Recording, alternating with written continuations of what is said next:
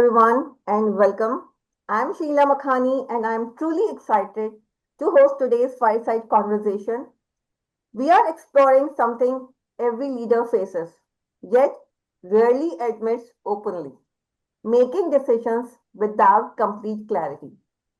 In today's world, leaders rarely have 100% information. Markets shift overnight, AI evolves faster than strategy decks, data is partial, stakeholders disagrees, and yet decisions cannot wait. Waiting for perfect information is often the most dangerous decision of all.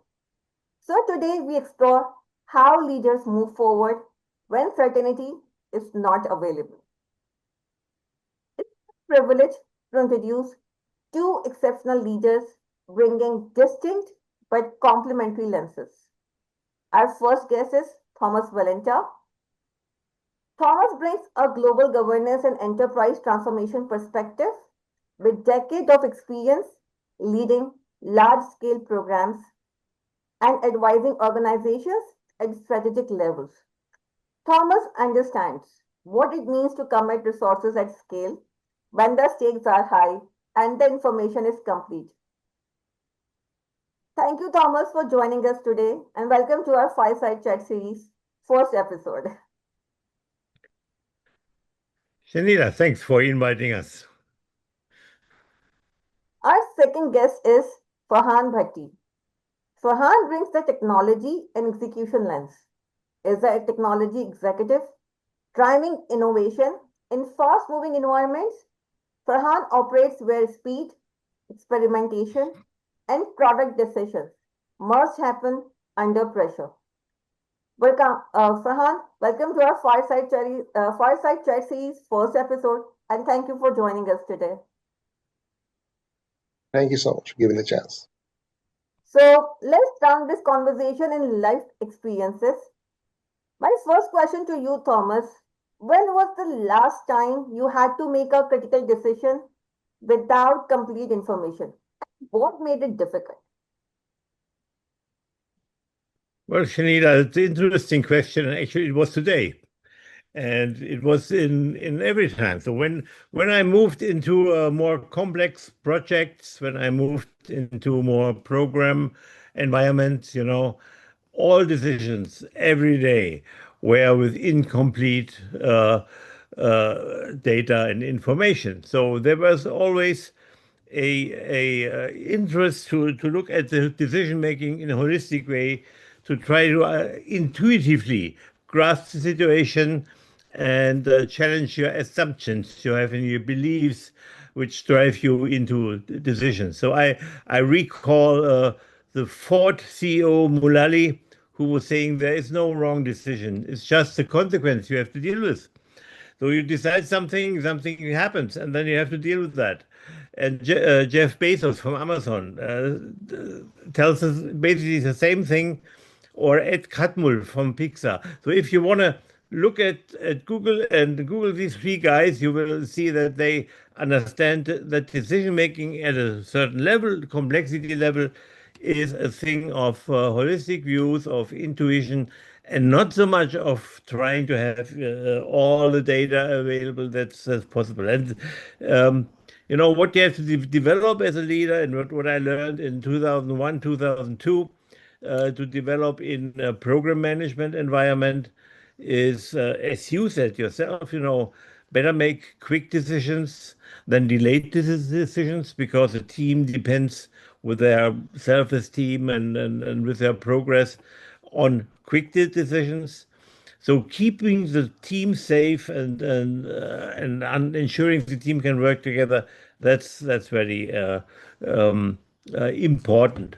Holistic thinking. So trust your intuition and build your intuition into a tool you can really leverage. I think that is also a heuristic I am using. And let me finish off with another guy called Akov. Akov was a management guru who passed away some years ago, but he's very famous to say it's better to dissolve a problem than to solve it. So instead of really putting a lot of effort and amount of work into finding the good decisions, the good solution. It might be better, to look at the whole thing in a more context way, and then just to say, I don't need to make a decision. I can avoid this decision because if I frame the problem differently, everybody is happy about that. Makes sense.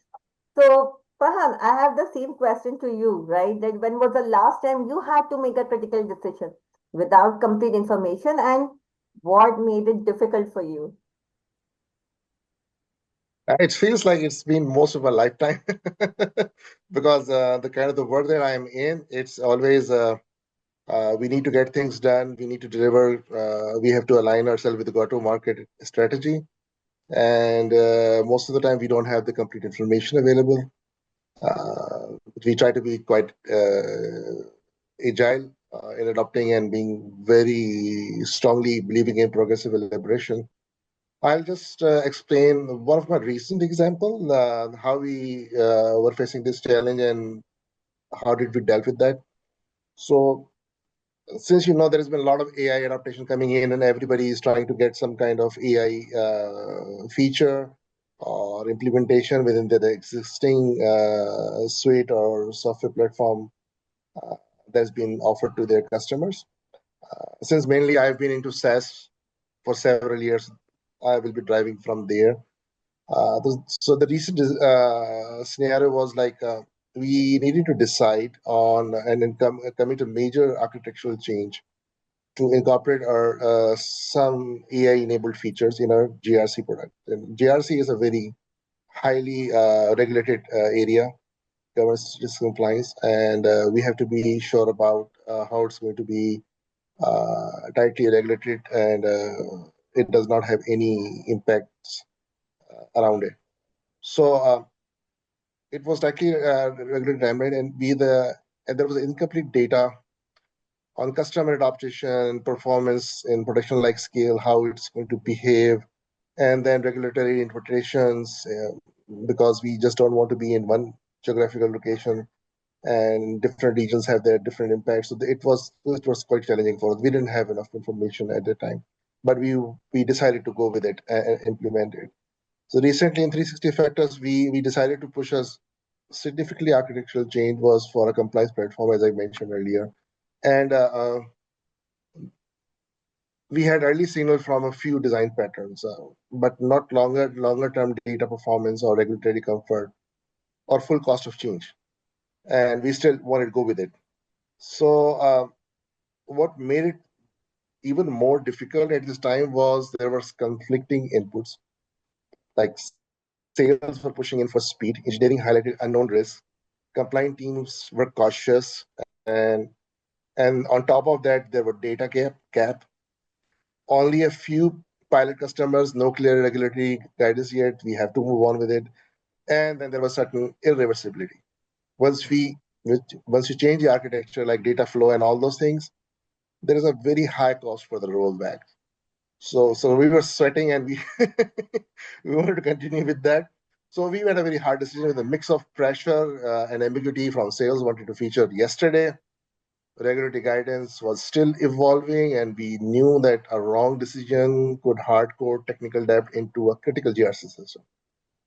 So we moved in a way that like we defined time box and good enough data set, pilot results, plus risk assessment, plus minimal legal review. So we started with that to limit the blast radius and by setting the subset of customers as a feature flags. So the risk was like explicit and documented, and what we will revisit in the next 90 days, let's say.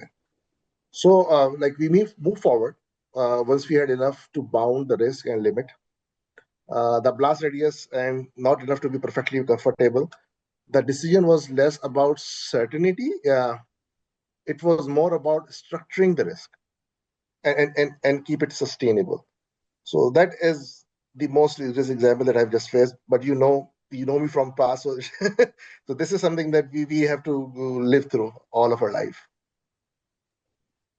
Yeah, I kind of agree. And what I'm hearing already is that, uncertainty is not the exception, it's the operating condition. Yes. So, right. So, before we move on to the deep dive, those who have joined us, welcome to our Fireside series first episode. And those who are watching us live, if you have any comments you want to share with us, please put those comments in the comment section. We will going to include it. And if you have any questions, feel free to mention them in the chat section, and we're going to take those questions as well with the passage of time. So, moving on to the deep dive, and Thomas, let's go deeper from the enterprise perspective. At scale, uncertainty becomes, expensive. Risk multiplies, and governance structures can never be either enable movement or freeze it. So, how you define that enough information before committing resources at scale? Well, I would put the answer that is always told if you ask a project manager something, it depends. It depends really what is enough. So if you look at projects and project management failures or success rates, so if you have 70% of your projects that are successful, you are not deemed to be a successful and good project manager because people expect much more successful project from you, up to 100%. But on the other hand of the spectrum, you look at venture capitalists, these guys who are funding startups, and for them it's absolutely no normal, that 95% of their investments go wrong. They just need 5% of successful investments. But if they have these successes, they have to blow up and they have to really get the replacement for all the losses they had before. So it depends on your mindset, on your environment, on the context you're in. So if you're an entrepreneur like a venture capitalist, you are much more relying on your intuition. If you talk to the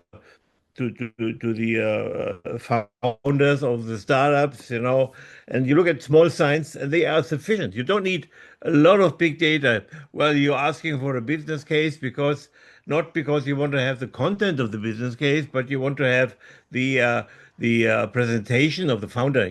How are they presenting the risks?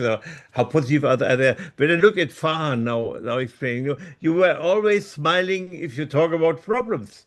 And that's an attitude you want to see. If somebody is always looking like that, and it's very bad, and so I don't know if I'm successful, that's not the guy you want to invest your money in. You want to have the positive guys who also have an idea and some extraordinary idea, to look into success.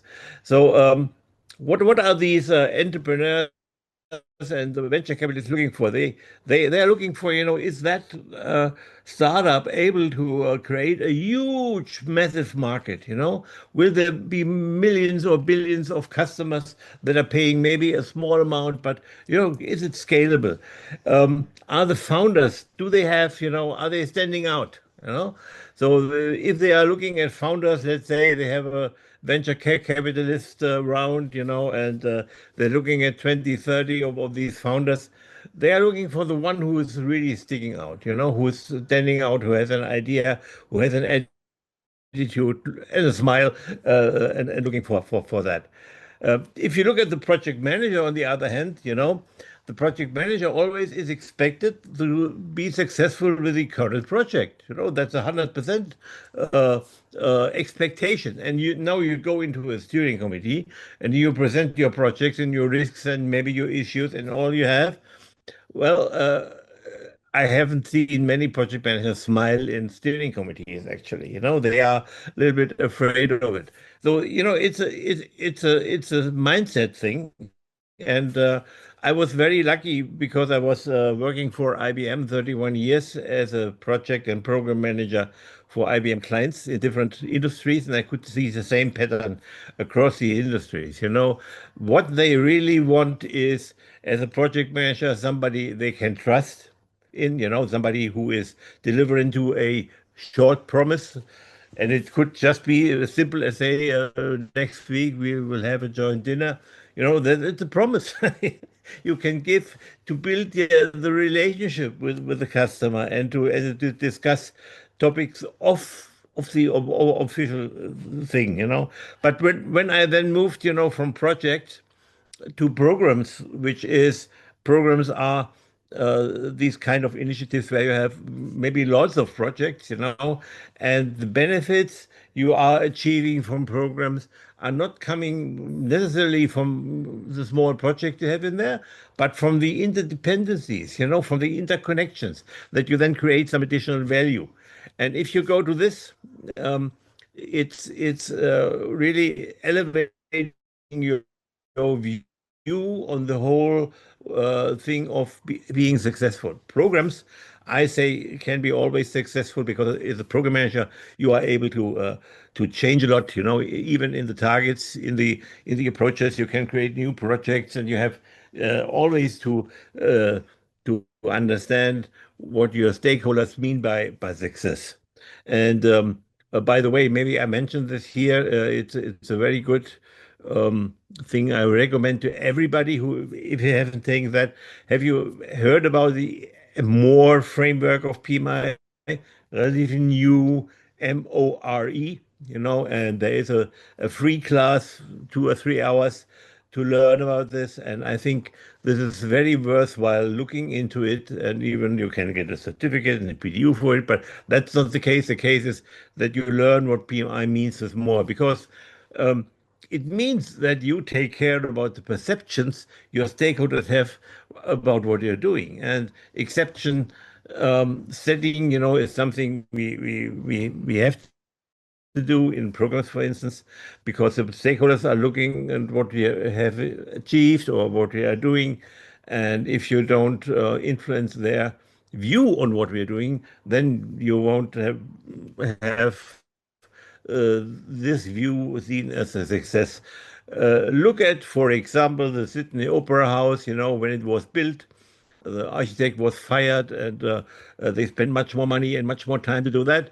It was seen as a big, big, big failure.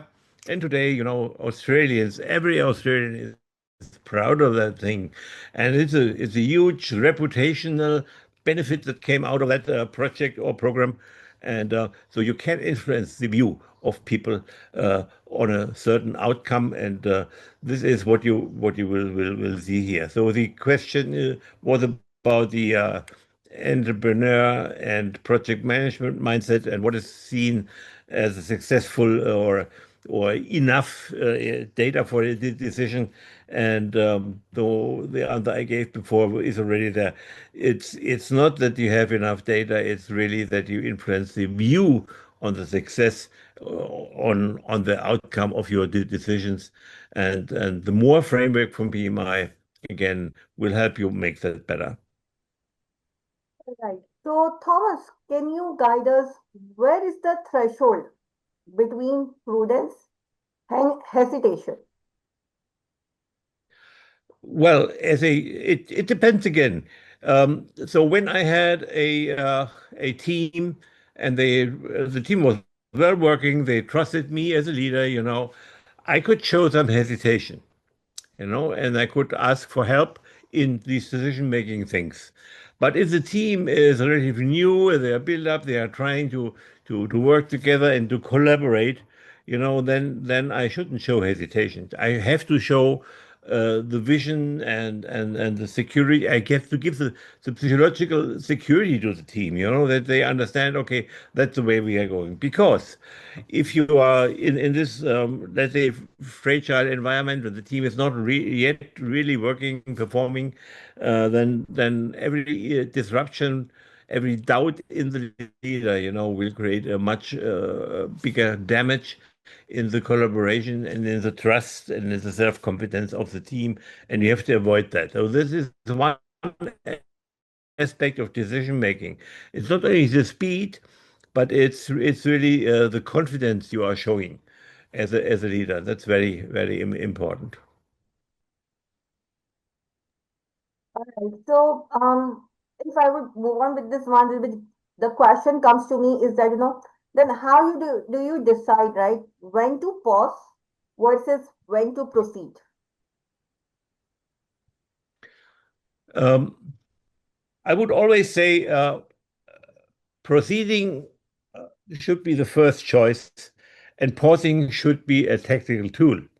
You know, sometimes you say, okay, um, I create a kind of uncomfortableness within the team, and then I pause and give it back to the team, and they work on it.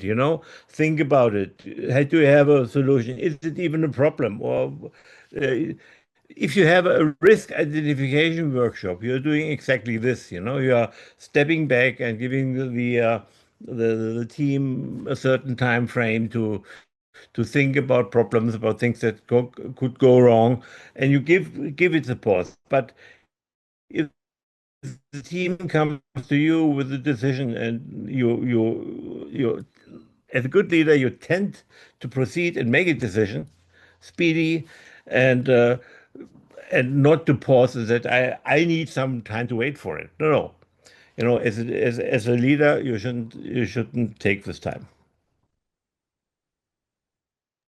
All right. So I think what stand out is the balance between discipline and adaptability, if I would understand it correctly. Farhan, shifting to execution speed, right? Technology environments don't wait. Product team often must decide with 60 to 70% clarity. So how do you prevent this analysis paralysis in fast moving environments? Yeah, so you're coming right on the spot, and it's like I would love to explain this. It seems like talking about like every time when we get into some new launch and making some decisions. So analysis paralysis is a reality, and we try to keep some guardrails around it. Uh, if you ask me, I would assume we will rarely have more than 70% information anyway. Like as in my experience that I've seen, I've never seen having 90% or 100% of complete information available. So waiting for it for if you ask me, it is more dangerous than making a well-structured reversible call.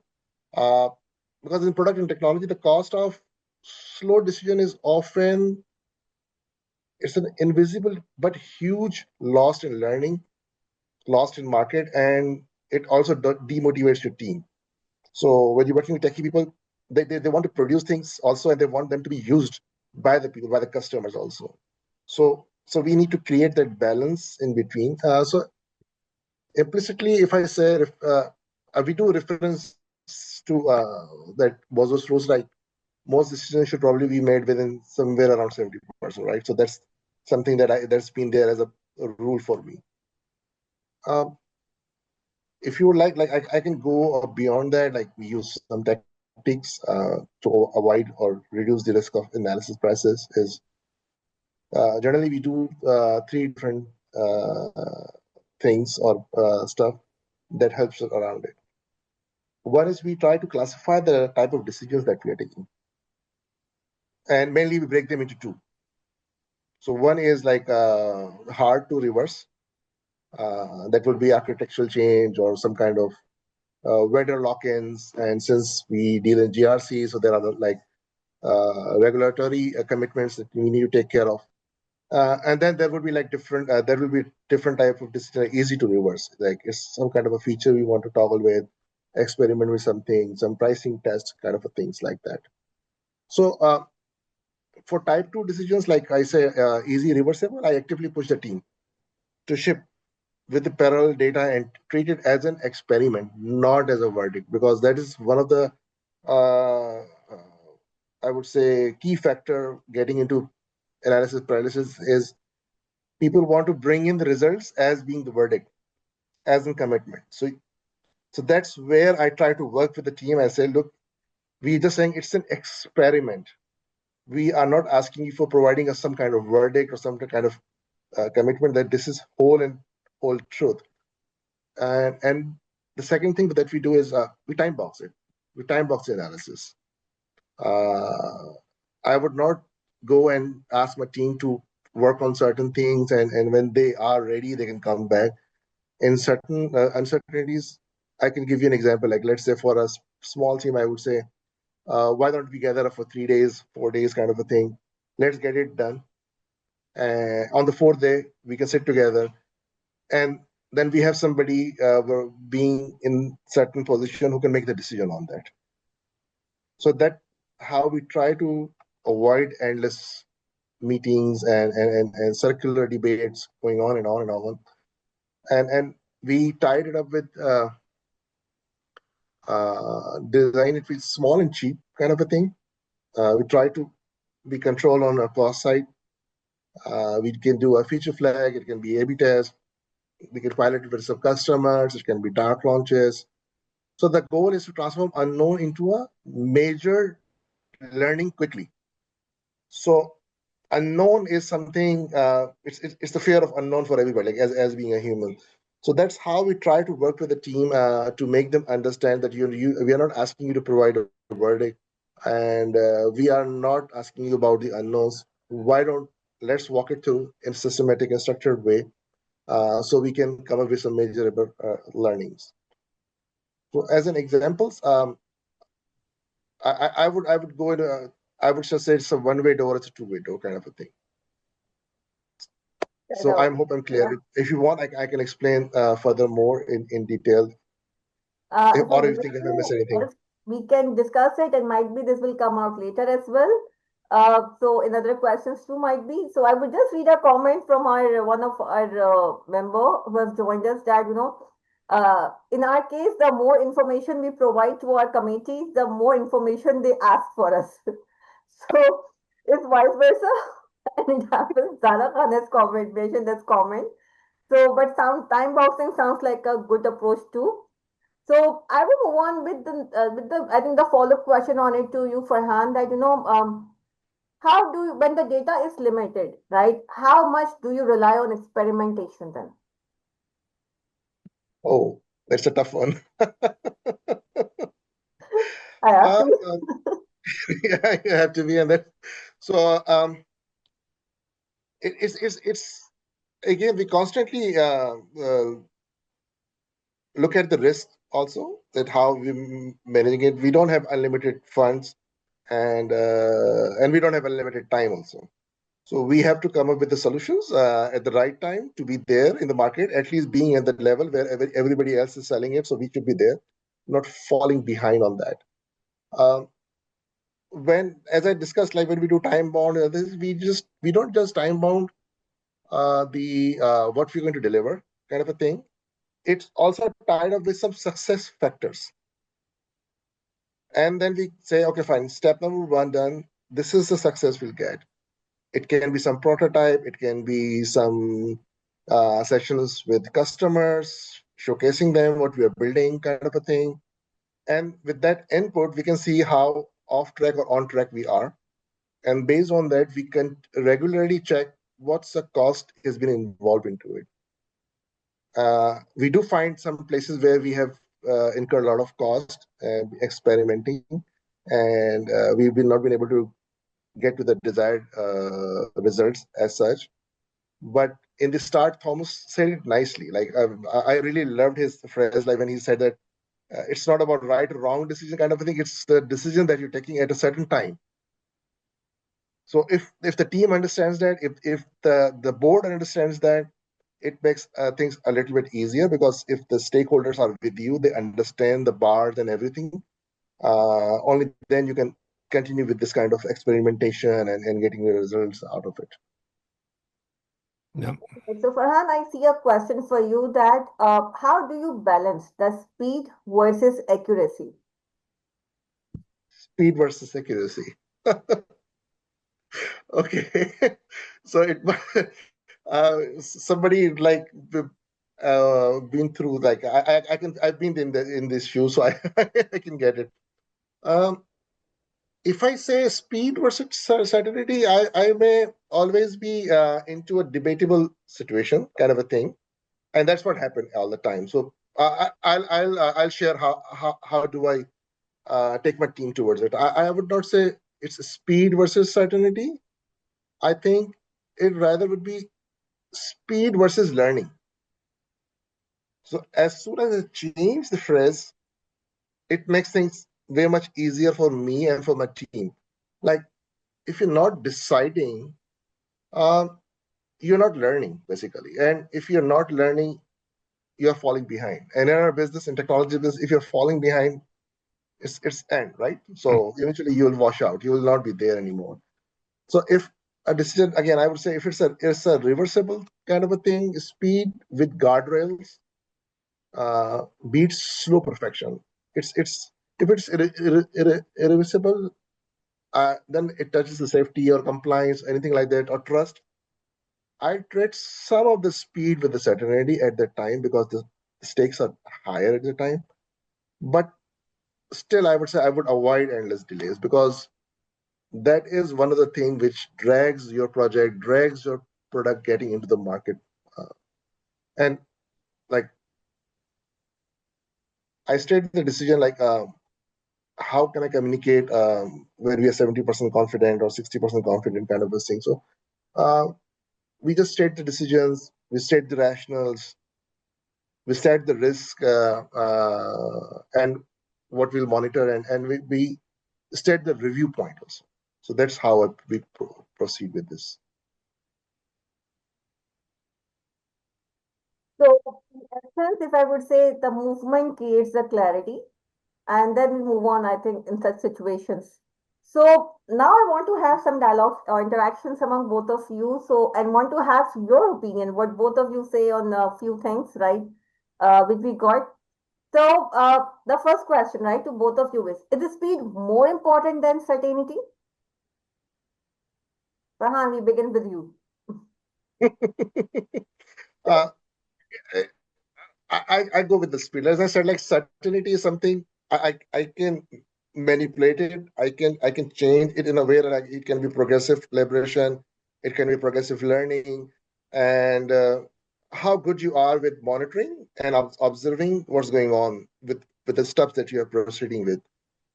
So it might not be the exactly the same speed as I would want it to be, or my board would like me to be, but at least I can have it at a decent, sustainable speed to keep myself not getting falling behind in the market, but also learning, understanding, and adopting things very quickly. And if required, getting somebody's expertise in it, some subject matter expert, bringing them on the call and say that's the roadblock that we have come to. What would you say about it?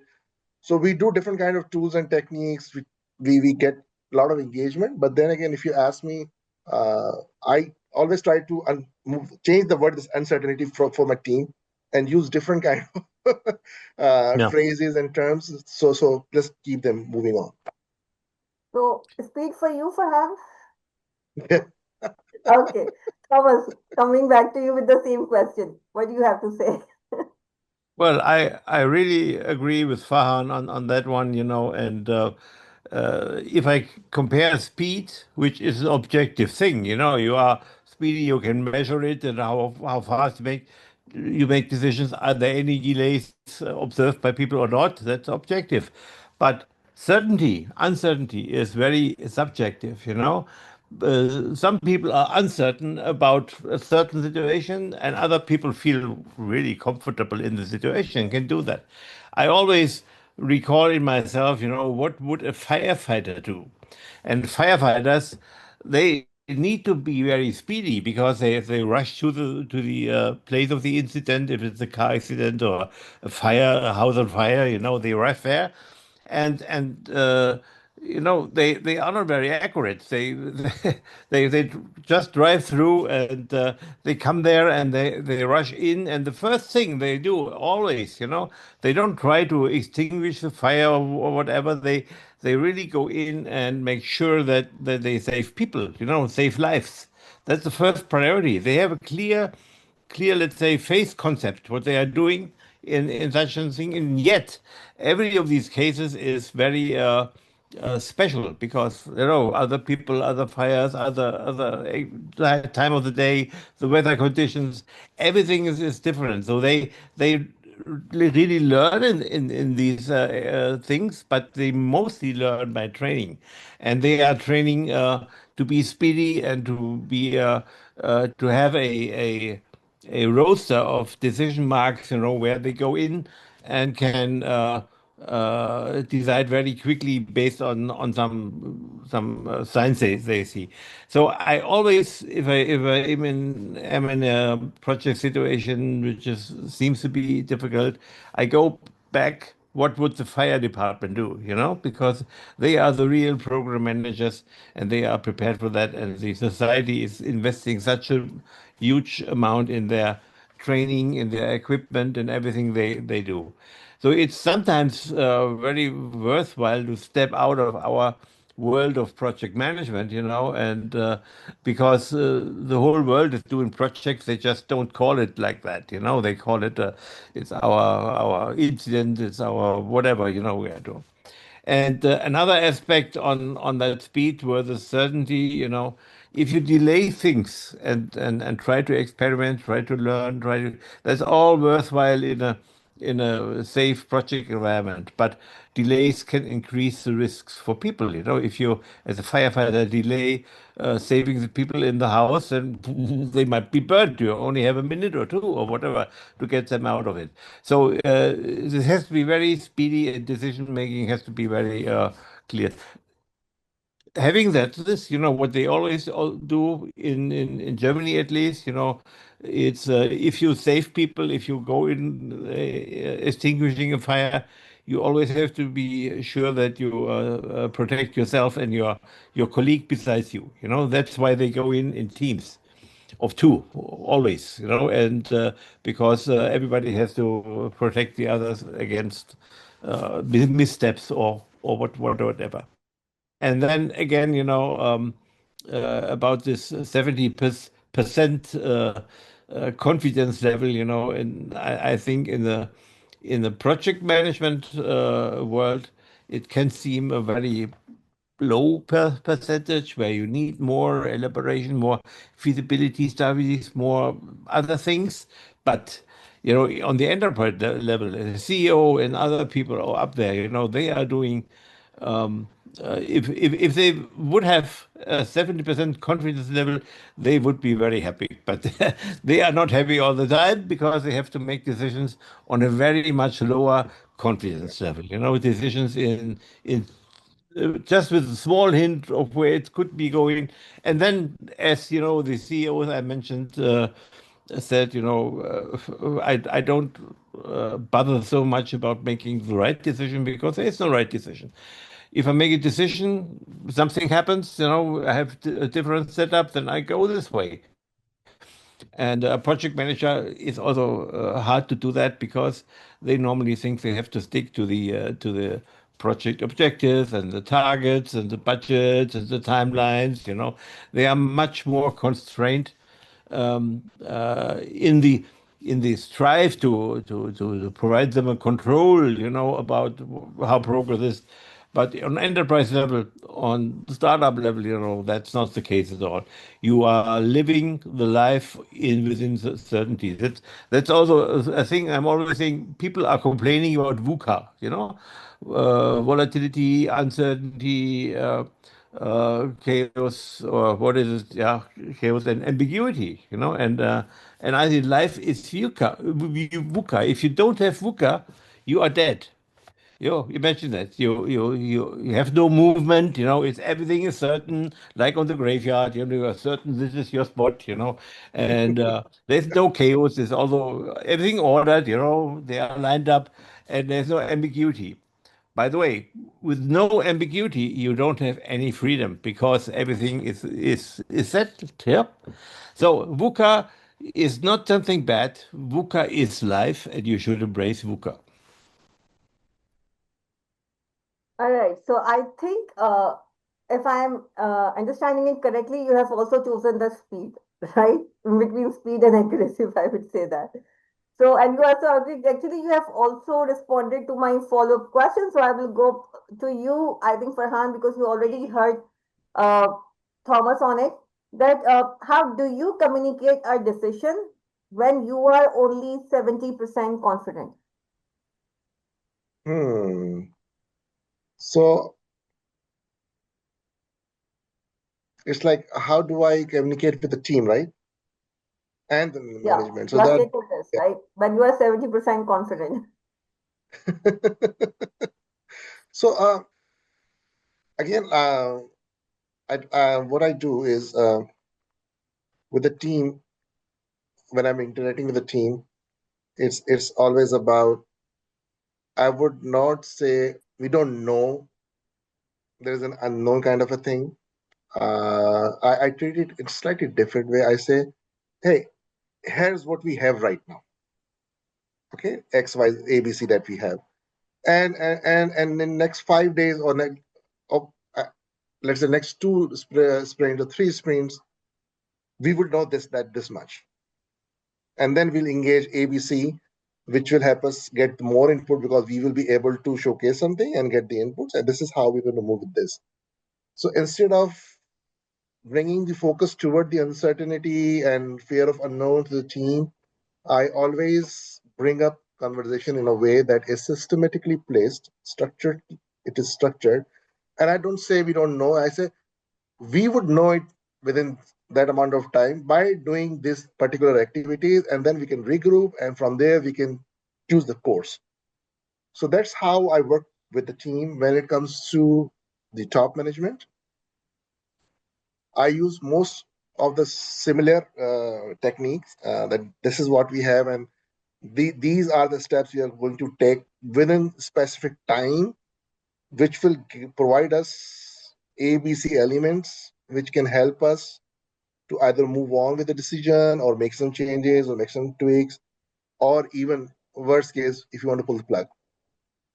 So instead of stopping at saying uncertain, unknown, because that's the mental blockers, I feel like it's just choice of words that you're bringing up. And even in the uncertainty, if you have certain kind of planning associated with it, some structure associated, people look up to it. So that's how I would be like. I will not shy away admitting that there is uncertainty because that can take away some trust from a team, or they would think that maybe I'm not able to understand that there are certain areas. So I would at some time say yes, there are uncertainties, but immediately I would say, but we can do this, and this is the way X, Y, Z, and we can come to that certain point. And I do ask them also, what do you think? How would you find particular thing if it's missing? So I take their input, take their inclusion also. I think I very much agree on that. That the choice of words is very important to drive the synergy and energy, I would say, within the team. So, and we have one comment that from Zara on the chat that it depends on the nature of the task or project, right? About which the decision is being made. So Yes. the context is very important in that case too. And how about you, Thomas, right? How would you communicate a decision when you are only 70% confident about it?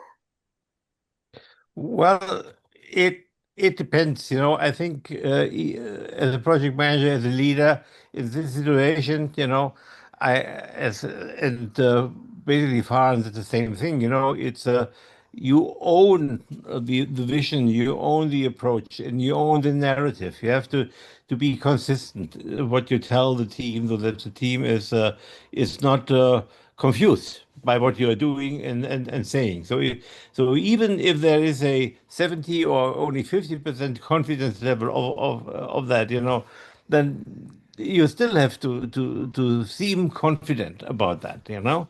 It's not about lying or hiding the truth, but one part of your job is to make the team cohesive and to make it work and to maintain their trust and to build the trust even. But you also have to consider, you know, when you're doing that in a corporate environment, you know, that you might be politically vulnerable if you make such kind of these decisions with a low level of confidence, you know, then maybe you are attacked by others. To take this into account, and so there are some pros and cons and parameters you have to think. But in the end, you know, I think the courageous project manager is more successful than the one who is always trying to take into account all the risks and all the bad things that could happen. Maybe good things happen, and you can take it as an opportunity to grow and to make progress, And so I would always uh, try to exert the confidence I have, or I should have as a leader, and a positive attitude, as we show, should be very valuable for that. I agree. But then I would have might be one more question to you on this, Thomas, that no, should leaders openly admit uncertainty or does that weaken their authority? Well, it's also depends, if the team is already a little bit um, touched, if they have some problems, if they don't know where it's going, I would not add to that confusion by openly saying, "Okay, look, I'm not confident myself," because that's not what they need. I would prioritize the progress of the project and of the team, and to be sure that they can still stay and work together and trust in each other. That's more important than to make a decision on a technical milestone or whatever, so I actually I had an example on the PMI board. I was part of a project team, and we worked together. And the leader really opened up and said, "I have no clue what we are doing in the next step." And it was helpful for the one session. The team stepped in and tried to help him, but in the long term, this team was not successful. It was breaking down because of that, because suddenly the leader who was seen as confident and forward-looking and visionary, he stepped back and said, that's not me," and that destroyed the relationship between team and leader. And that's the danger of it, to be too honest with all your shortcomings. So you have to consider what your role is, and the role is being a leader, and you have to behave like a leader. If you are a leader, behave like a leader. Very nicely I said. completely agree. Very inspiring. Farhan, so what do you think? Should leaders openly admit uncertainty or does that weaken the authority? What is your opinion on that?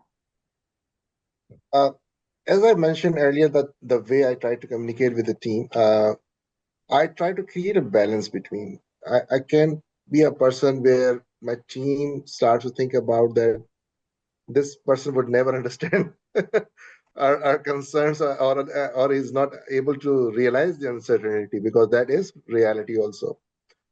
Specifically for the technical folks that work with me, I find it they I become more credible to them if I'm a bit open and I say, okay, fine, there are certain uncertainty. Let's have a clear plan about it. Let's see how the accountability will fall into it. So, in certain areas where I do acknowledge that there is an uncertainty, that helps me to have that kind of credibility and that kind of empathy for the team. But at the same time, as someone said, like, if I be very bluntly, yes, there's an uncertainty, it can create anxiety for the team. And it start getting rolling over and over and again. It goes all the directions once you have the anxiety, because it's a human nature, right? So everybody would go back to that uncertainty, instead of coming back to the track to plan and to have certain decisions about what needs to be done next. So that can also become an excuse, either not being able to perform or for the failures. So it's a yes or no kind of a thing. Is you have to pick and choose that how clearly you need to project this, as like Thomas has explained it nicely also in a different way. No. All right. Maybe I add another example here, and it's a real life example. We had a neighbor in a neighborhood, a couple, and they had two kids, and he was earning the money for the family, and she was at home and doing all the kid stuff and so on. And he wasn't actually a freelancer. He was earning lots of money every year. And one year he wasn't earning anything. And then the tax department of the German government came and said, "Well, we want 50,000 euro from you for 2 years ago when you earned lots of money." And so he struggled to get that money together. And he told his wife, he was very honest with his wife, and said, I don't have money. And in the end, this kind of gap in confidence, in money, and can I support the family and so on, this led to their divorce. So, it can be very, very damaging if you are honest in the wrong way. Yeah. So I think we have one comment here. I think it's from Zara that sometimes it's okay to be honest and open. People do understand and appreciate the transparency. How we communicate the uncertainty that matters too.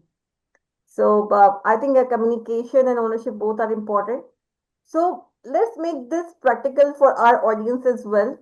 Uh, what practical tools can leaders start using tomorrow when faced with incomplete data or information? What you suggest to them, Farhan? Okay. Um, like for the decisions, we have different tools that we use. It's all about the roadmaps and timelines and the projection that is going towards it. So there might be different tools for mind makings and other stuff. But the one that is excessively used because we are in a high pace, very quickly delivering stuff into the market kind of a situation. So it is coming in on and on almost every time when we are planning some releases, we're planning some new features kind of a thing. So in particular, what I do, I try not to get into a very heavy lifting kind of a process, again, which beats the purpose, right? You want speed, you want something in traction. So to keep things in track, I would say the tool that I kind of use is that can be summarized in one page. What decisions are we making? Like what exactly we know for sure, and what are the assumptions we are picking up to move forward, and what are the risks associated with those assumptions, and what is the smallest experiment or scope that can put us forward. So if we can have that available, that can be done in a very structured way, yet within a very short span of time, within certain one or two discussions. So we give like us like 60, 30 minutes kind of a thing to fill in it. Then we decide or design an experiment. Like the simple habit forces clarity. It surfaces hidden assumptions when you move on, right? And it keeps on moving instead of spinning and spinning and spinning. So that is one of the tool I would say. Like you can simply have just one page with all these things written there. It all depends. Some people do it. In my case, I may be doing it on the fly verbally because it's part of my job. My memory works very well for this particular thing, not for other things maybe. But if needed, we document that and we can refer it back whenever needed. Very well said. Thomas, what you suggest? What practical tools the leaders can start using from tomorrow if they have to make the decision with partial Well, information? I think in this discussion here, this chat helps you to get an awareness of that decision making matters, and that you have to become better of it. And this awareness can build into that you start to reading about it, and so what I recommend is this Kahneman, thinking quick and thinking slow. This is a very good book about how we make decisions, what are our biases, and how are we going here and there. This is maybe not a very practical advice for day to day, but it gives you an awareness and a background and a framework from which you can read more, And if you want to have something very practical, I learned about the design thinking double diamond approach, with the problem space and the solution space and divergence thinking, convergence thinking. read about that and try to apply it because it's very, very helpful. And then, maybe I finish with an example. You might know this clothing company, Uniqlo. You heard of it? It's a Japanese company. And, this guy, Tadashi Yanai, who founded it, who is running it, he's the richest man in Japan. And this Uniqlo is the biggest clothing company in the world with shops in every bigger country. And he is saying, I have one win after nine losses. That's his statement. And he said, failure is not the opposite of success. Failure is a requirement for success. So these are Yes. all two quotes of this Satoshi Yanai. We don't read much about Japanese, but that's one of the guys you might look into. So I think very well said, right? Failure is not the opposite of success, it's actually the requirement of success. I completely agree on that, right? Yes. All my Yes. experiences are going through on that. So I'm all agree with it. So before we close, I have one final question for both of you, right? If you could give one rule for making confident decisions in uncertainty, what would it be? Shall I, Farhan? Yeah, sure. So I would say practice every day. Be aware that you have to improve your decision making. Practice every day. Practice into have a balanced view on that. And if you practice, you will develop your heuristics. So your automatic thinking, if you come in a situation where you have to make a decision, and heuristics are the habits. What you do every morning and how you brush your teeth. That's your habit. What the body is doing, but heuristics is what your brain is doing, and you have to develop a set of heuristics. Every great leader has his set of heuristics. Develop your own. Sounds good. Farhan, what you will propose or suggest? Yeah, my rule that I follow is if I am at the 70%, let's say, more or less, I move on, but I would rather be 100% clear about the risk that I'm taking. So at least I can be clear on this area. And how will I learn from if some risk occurs? And if I know the downside up to certain level, I would also know for myself, for my team, and for my management that how much we can absorb.